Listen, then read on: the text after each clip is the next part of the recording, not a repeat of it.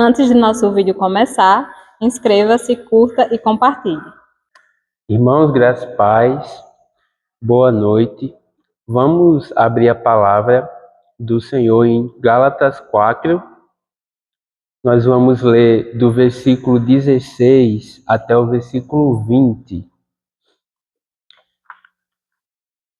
Diz assim a palavra do Senhor: Será que, por dizer a verdade, me tornei inimigo de vocês? Esses que se mostram tão zelosos em relação a vocês não estão sendo sinceros. O que eles querem é afastar vocês de mim, para que vocês se interessem por eles.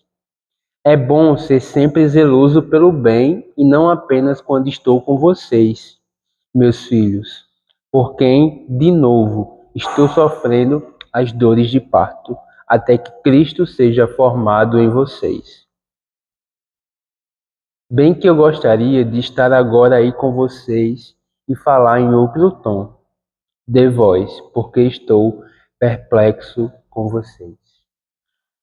Senhor, fala conosco por meio dessa porção da Tua palavra.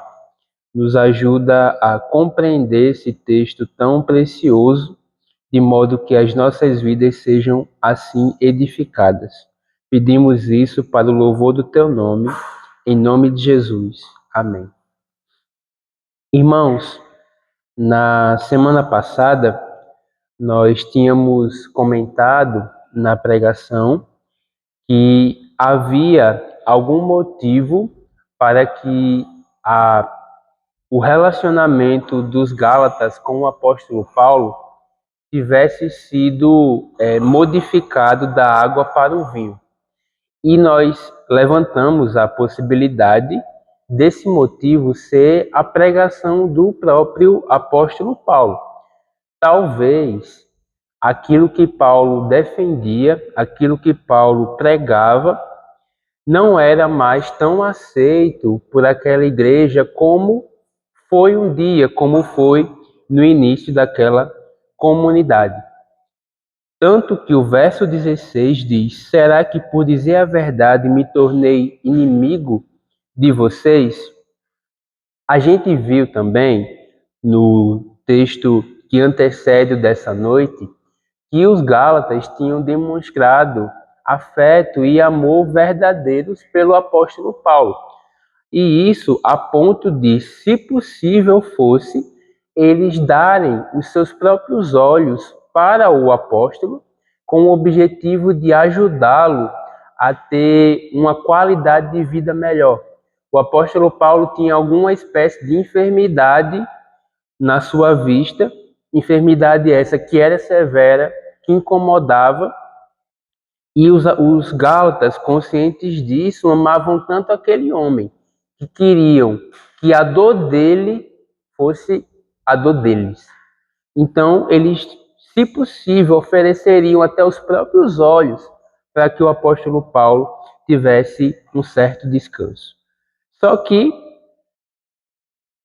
por algum motivo, essas pessoas que tinham a vontade de ter o apóstolo Paulo essas pessoas que tinham a vontade de ver o apóstolo Paulo curado daquela enfermidade por amor a ele, acabaram olhando para Paulo agora como alguma espécie de inimigo.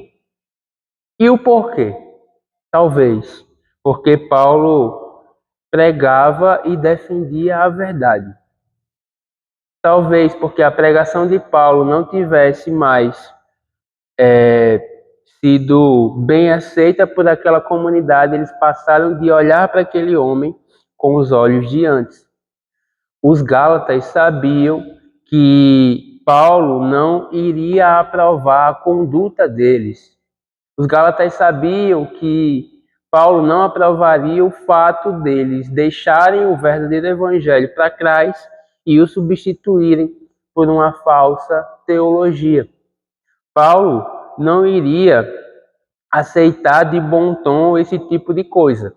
Então os gálatas sabiam que haveria uma certa tensão entre eles e o apóstolo Paulo, porque a verdade do evangelho passou a ser negociada por aquela comunidade local. Então, como que Paulo, sendo um guia espiritual, sendo um apóstolo, sendo um doutrinador, no melhor sentido da palavra, ou como ele mesmo diz no verso 14, sendo um anjo. E o que é um anjo? É um mensageiro. Como que Paulo, sendo um mensageiro de Cristo, poderia aceitar sem maiores problemas ou sem nenhum tipo de incômodo o abandono doutrinário dos Gálatas, o abandono que os Gálatas estavam fazendo da mensagem do Cristo crucificado por uma mensagem que anunciava que é necessário sim você e eu fazermos boas obras para sermos salvos. Irmãos, o próprio Cristo não aceita falsos ensinos.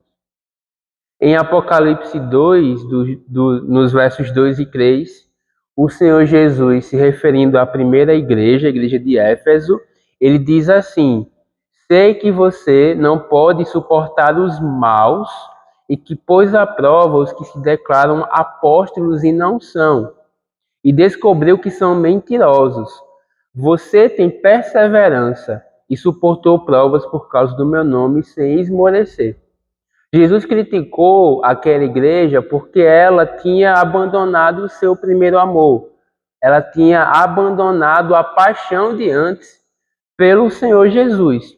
Mas Cristo elogiou a força doutrinária daquela comunidade, falando que eles não suportaram os falsos apóstolos e não suportaram os mentirosos, os que pregavam mensagens enganosas. Então, irmãos, no final das contas, por dizer a verdade, ou melhor, por pregar a verdade, independentemente do gosto das pessoas, Paulo acabou sendo encarado por eles como um inimigo. Sendo que, no fim das contas, aquele que prega a verdade para você e para mim não é nada perto de um inimigo. Ele é, na verdade, o nosso verdadeiro amigo.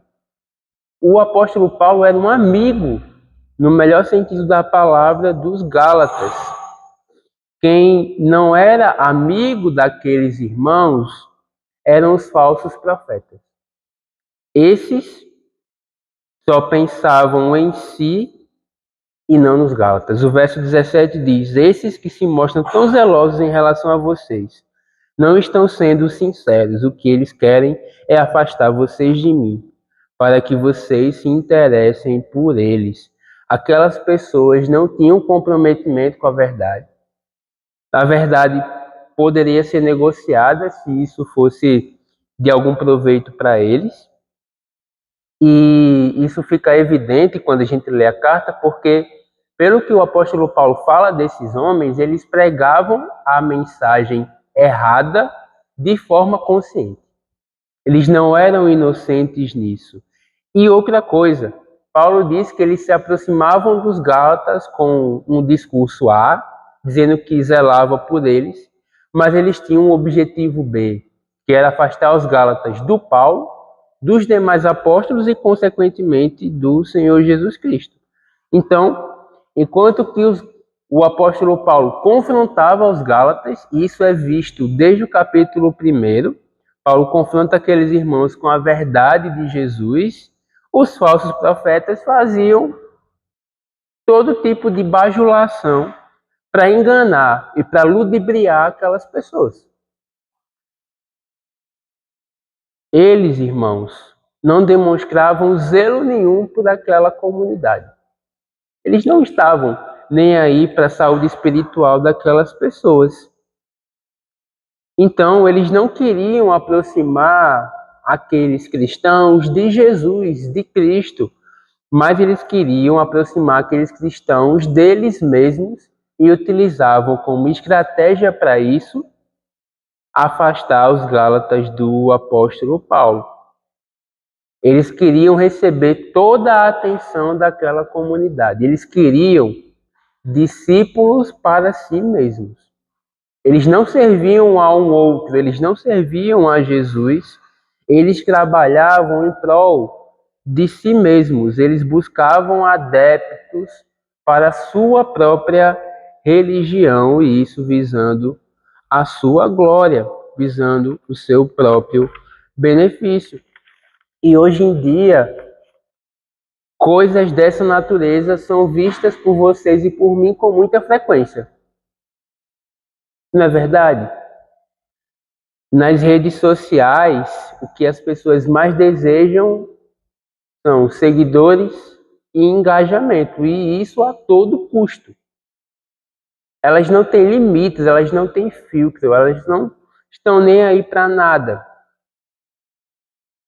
Nós vemos muitos falsos pastores, nós vemos muitos pregadores doutrinando as pessoas com o propósito de fazer discípulos para si e não para Cristo.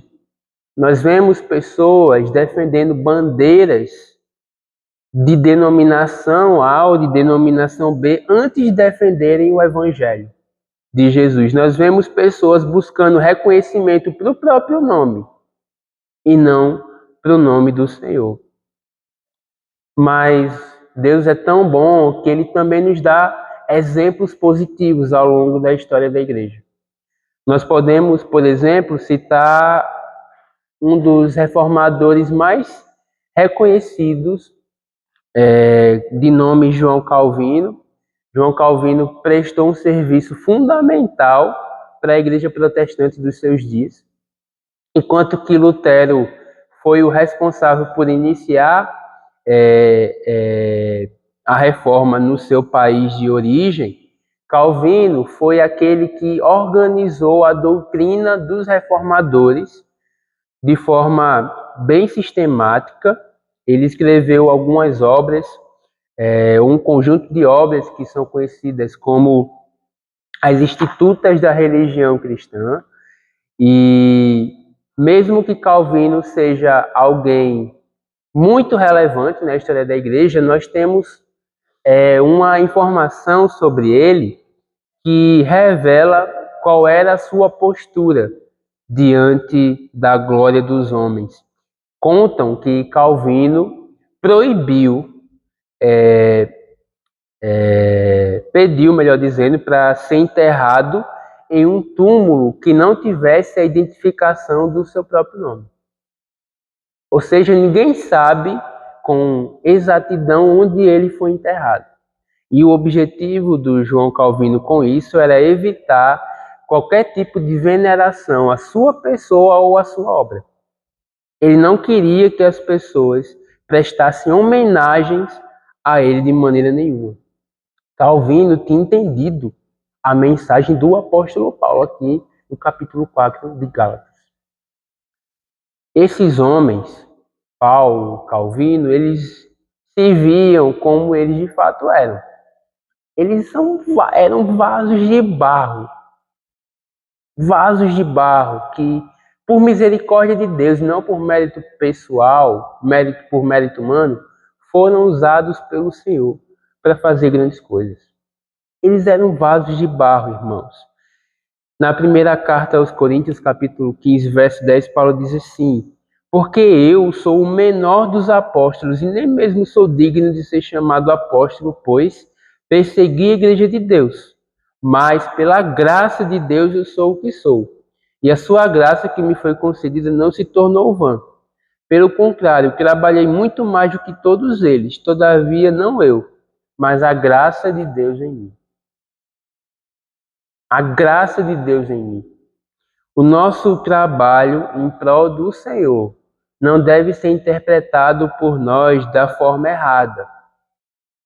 Se nós fazemos alguma coisa de boa, alguma coisa de bom, a glória não deve ser nossa, a glória deve ser de Deus. A glória deve ser de Deus. E o apóstolo Paulo entendeu isso. Por isso que para ele não era uma questão pessoal. Paulo não estava chateado porque estavam tirando discípulos dele, mas a sua irritação, a sua tristeza é porque estavam tirando discípulos de Cristo. Ele trabalhava para Cristo.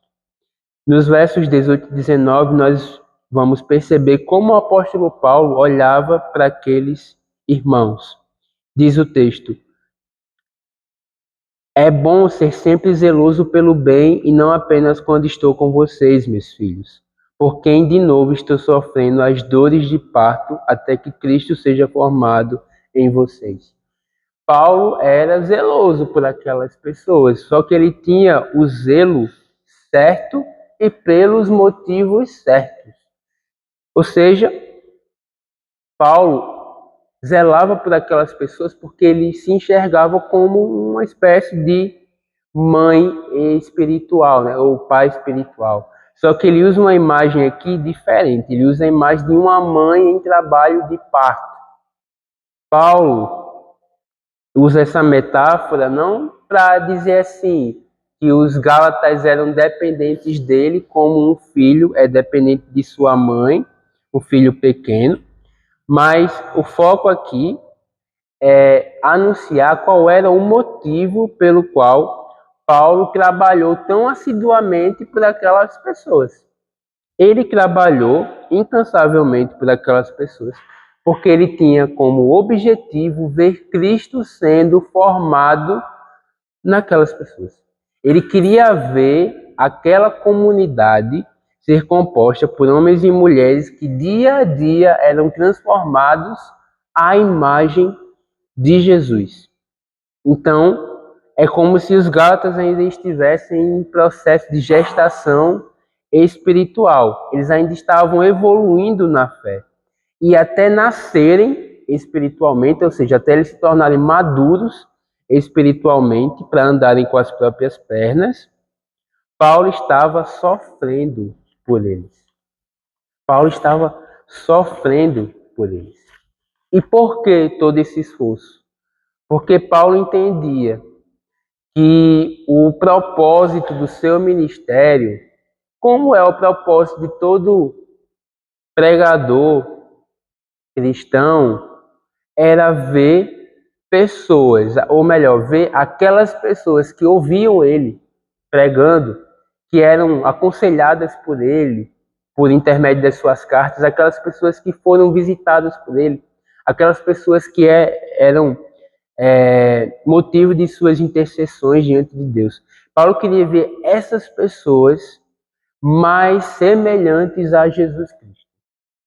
Ele queria ver Deus trabalhando dia a dia na vida dessas pessoas, fazendo com que elas fossem cada vez mais semelhantes ao Senhor. No capítulo 8, verso 29 da carta aos Romanos, ele diz assim: pois aqueles que Deus de antemão escolheu, ele também predestinou para serem conformes à imagem do seu Filho, a fim de que ele seja o primogênito entre muitos irmãos. O testemunho da Bíblia é esse. Por exemplo, segundo Coríntios 3,18, Paulo diz: e todos nós, com o rosto descoberto, contemplando a glória do Senhor, somos transformados de glória em glória na sua própria imagem, como pelo Senhor, que é o Espírito. Então, o único objetivo de Paulo ali era fazer com que aquelas pessoas, por intermédio do seu ensino, da sua pregação, do seu exemplo, do seu testemunho, fossem mais semelhantes a Cristo. Só isso, nada mais. Enquanto que os falsos mestres olhavam para si, para o próprio umbigo, buscando prestígio, buscando ter uma posição elevada diante dos homens, Paulo estava disposto a sacrificar a si mesmo, como a mãe se sacrifica por um filho, com a finalidade de ver Cristo formado naquelas pessoas. Um comentarista diz o seguinte: com esse parágrafo, com esses versos que a gente leu até aqui, aprendemos qual é a relação recíproca que deve existir entre uma congregação cristã e o seu pastor.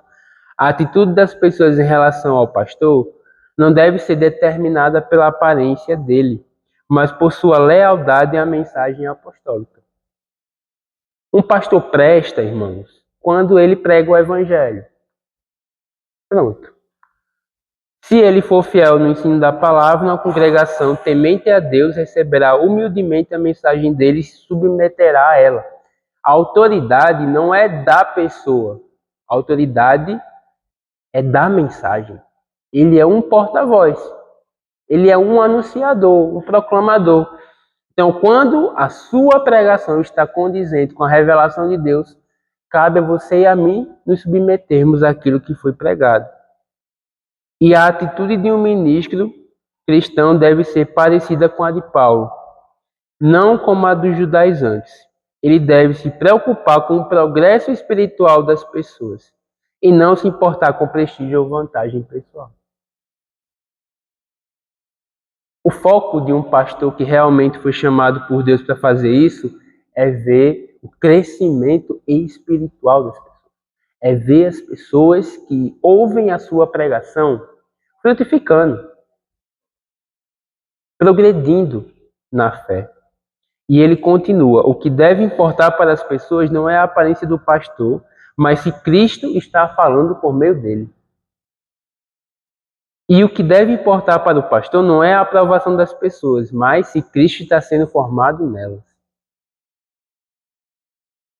A igreja precisa de pessoas que, ouvindo o pastor, atentem para a mensagem de Cristo.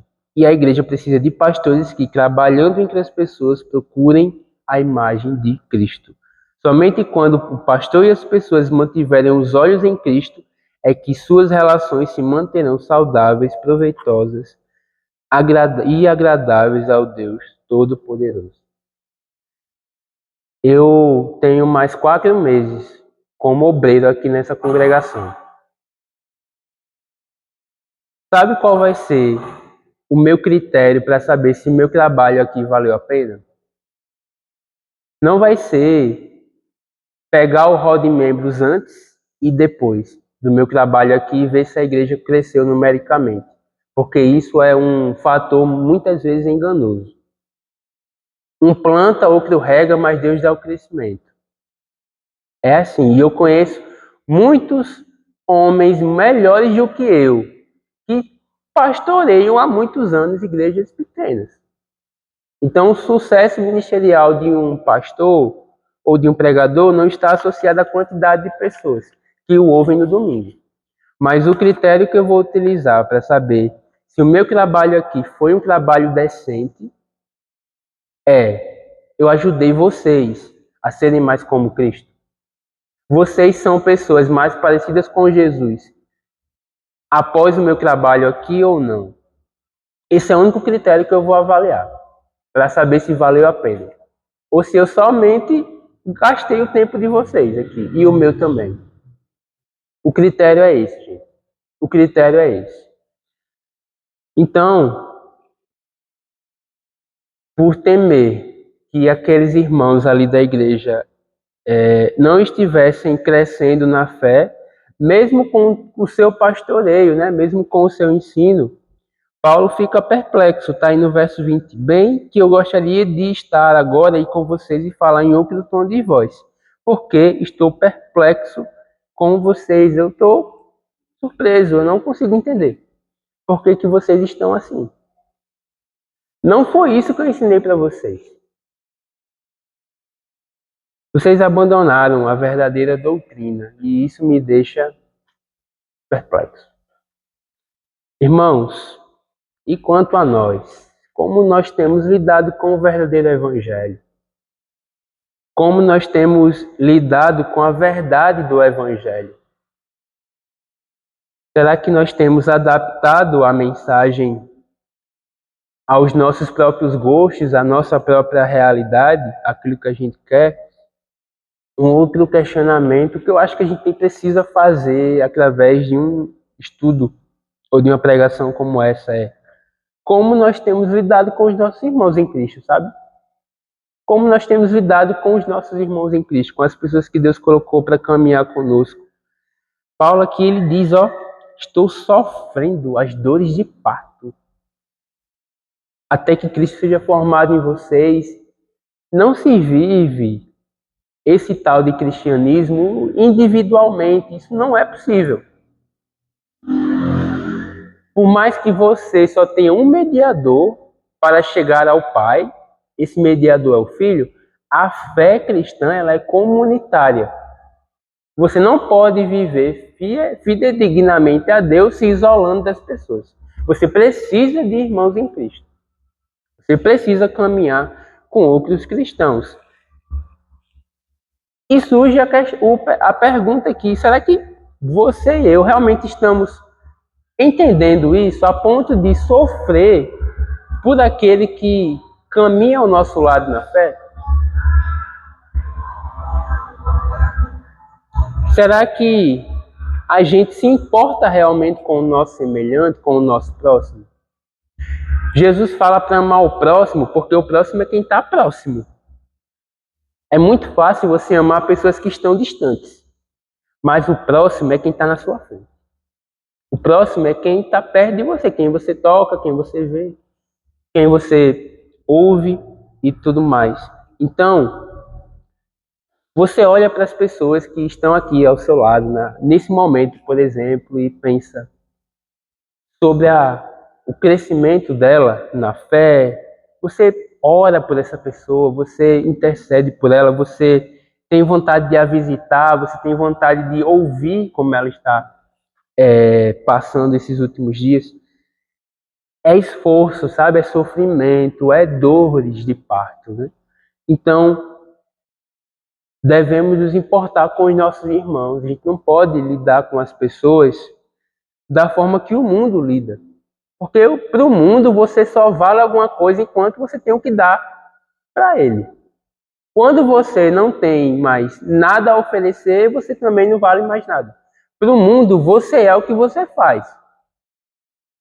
Mas a perspectiva que a palavra de Deus apresenta é totalmente diferente.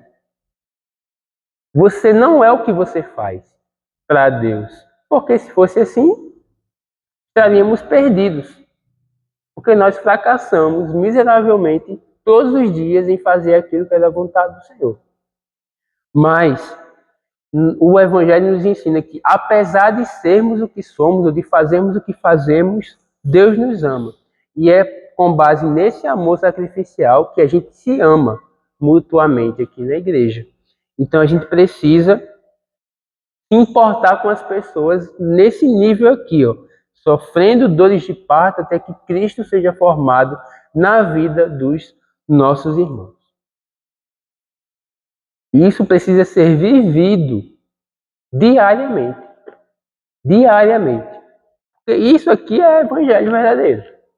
Isso aqui é evangelho verdadeiro. Então, irmãos, cabe a nós repensar um pouco da nossa fé, sabe? Cabe a nós repensar um pouco do nosso cristianismo e ver se ele é compatível com a revelação do Senhor, com aquilo que Deus espera de vocês e de mim. Vamos orar.